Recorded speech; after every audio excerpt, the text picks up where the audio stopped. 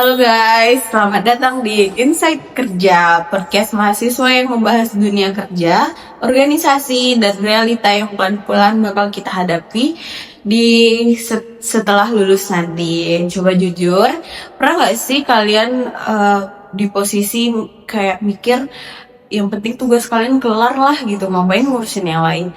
Kalau pernah, santai aja, itu wajar kali. Tapi kalau hari ini kita mau bahas satu hal yang sering dianggap sepele, padahal efeknya besar sekali, yaitu dengan judul Organizational Citizenship Behavior atau OCB. Dan biar obrolannya nggak satu arah, aku udah ditemanin dengan 3 narasumber, yaitu Dinda, Firman, dan Ibrahim, atau bisa dipanggil Mbak Im. Oke, baiklah. Sebelum kejauhan, kita samain dulu lah persepsinya kan. OCD ini kan sering muncul nih di dari kuliah, tapi jujur aja banyak yang nggak tahu istilahnya. Dinda, menurut kamu apa garis besar dari OCD itu? Menurut saya OCD itu adalah perilaku di organisasi yang dianalogikan. Jadi kayak di luar job desk itu loh. Tapi bikin kerja bareng tuh jadi lebih lancar. Berarti ini kayak tugas formal gitu ya? Iya. Dan poin pentingnya OCD itu sukarela. Bukan karena takut marahin, tapi kayak kita ada rasa aja gitu. Oh, ini organisasi saya.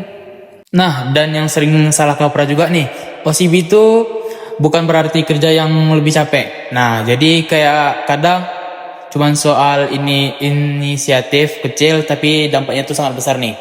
Kayak aku teman. Nah, misalnya tuh kayak ada nih teman yang kelihatannya kewalahan. Nah, terus kita nawarin bantuan nih. Nggak besar sih, tapi bikin suasana timnya tuh kayak jadi berbeda gitu. Dan juga nih kan biasanya kalau ini hal-hal yang kayak gitu tuh sering buat orang yang kayak mikir, oh orang ini emang enak sih buat kerja gitu. Tapi kita jujur aja ya, banyak yang mikir ngapain sih kerja ekstra kalau nggak dinilai, kalau nggak disuruh juga. Menurut kalian itu gimana? Nah, kalau menurut aku nih ya, itu tuh pemikirannya yang valid sih, apalagi kalau lingkungannya kurang apresiatif. Tapi masalahnya organisasi itu nggak cuma soal target aja, tapi juga soal kerja sama tim. Nah iya, kalau semua orang kerja cuma sesuai kontrak tuh organisasi memang tetap jalan sih. Tapi pas ada masalah kayak deadline mepet, miskomunikasi, itu langsung kelihatan siapa yang mau lupakan. Berarti OCB ini baru terasa pas kondisi yang nggak ideal ya? Iya betul kali. Kayak misalnya di kondisi normal, semua orang tuh kayak kelihatan sama. Akan tetapi ketika kondisi sulit, itu baru orang kelihatan yang peduli mana hendaknya gitu. Nah, dan biasanya tuh orang dengan OCB tinggi ini dia lebih percaya, walau mungkin nggak paling pintar juga sih. Kalau ngomong OCB kan, kadang kesannya kayak teoritis sekali. Padahal di kehidupan sehari-hari, sebenarnya kan kelihatan kali tuh. Menurut kalian, OCB paling sering muncul tuh di situasi tuh kayak mana? Biasanya justru di momen kecil sih. Misalnya pas kerja kelompok, ada satu orang yang jadi merhatiin laporan, terus padahal itu bukan tugas dia gitu. Dan sering nggak ya kelihatannya? Ya, tapi efeknya tuh kerasa gitu. Tim jadi lebih rapi, lebih tenang. Nah, kalau menurut aku nih, OCB paling kelihatan tuh pas nggak ada yang ngawasin. Jadi kalau ada dosen atau atasan, semuanya orang jadi kelihatan rapi. Tapi pas nggak ada, baru kelihatan siapa yang tetap tanggung jawab. Itu relate kali sih sebenarnya. Ya setuju sih, soalnya dan satu lagi OCB ini sering cara orang bersikap, bukan cuma kerjaan. Misalnya cara penyampaian kritik atau nahan emosi pas adanya perbedaan pendapat. Berarti bukan cuma soal bantuin kerjaan aja ya? Iya kadang justru soal yang nggak bikin suasana makin panas gitu.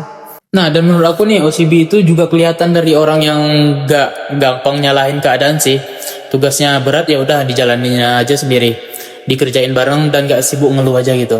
Jadi kalau ditarik ke mahasiswa, ini sering kejadian nggak sih sebenarnya? Sering banget. Ada yang milih ribut, ada juga yang milih cari solusi. Nah yang kedua itu biasanya punya OCD. Menarik. Jadi OCB itu bukan tindakan heroik kan, tapi pilihan sikap ya. Nah, itu dia benar tuh. OCB itu kelihatan dari pilihan kecil yang kita ambil dari situasi yang nggak ideal.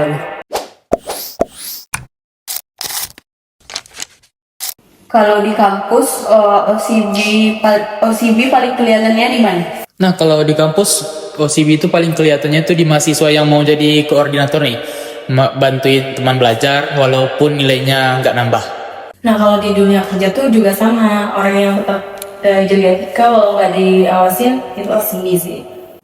Bahkan di sikap di media sosial juga termasuk cara kita ngomong soal organisasi juga bisa pengaruh ke citra mereka gitu.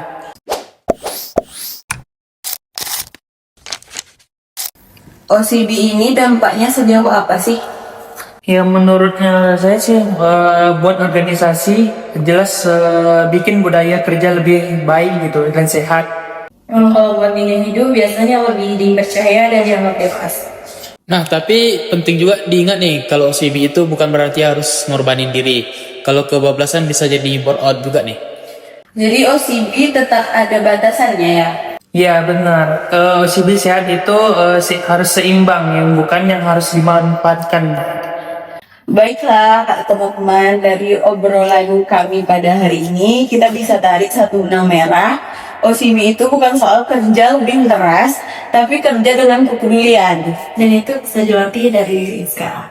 Hal kecil hari ini bisa jadi kebiasaan profesional untuk nanti. Kalau individunya sehat, organisasinya ikut sehat.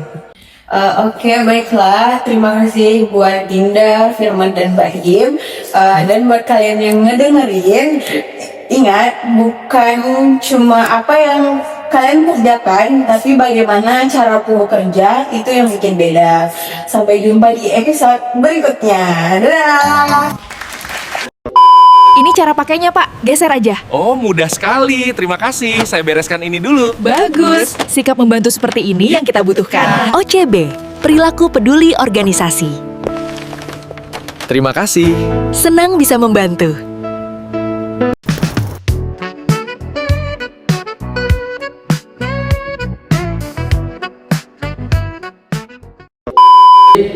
Nggak terlalu nonton kamera lah. Namanya podcast kan? Kan ibu tuh pengen yang senyum aku. Mati lah. Biasanya hal kayak gitu buat orang kepikiran kok. Nih. Dek, ngapain dek? Cemas kok, back. Nah, itu bisa dibuat di sini gimana?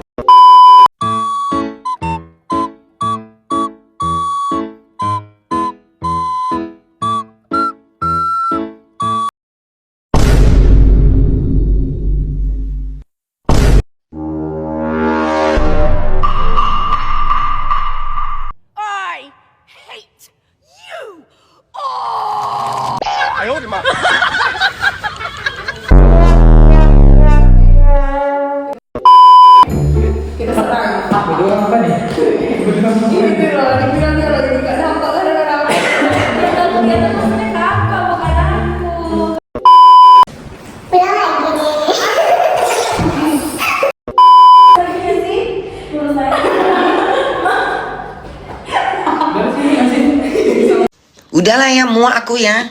Udahlah, bye semuanya, bye. Aku muak. Kaget aku tiba-tiba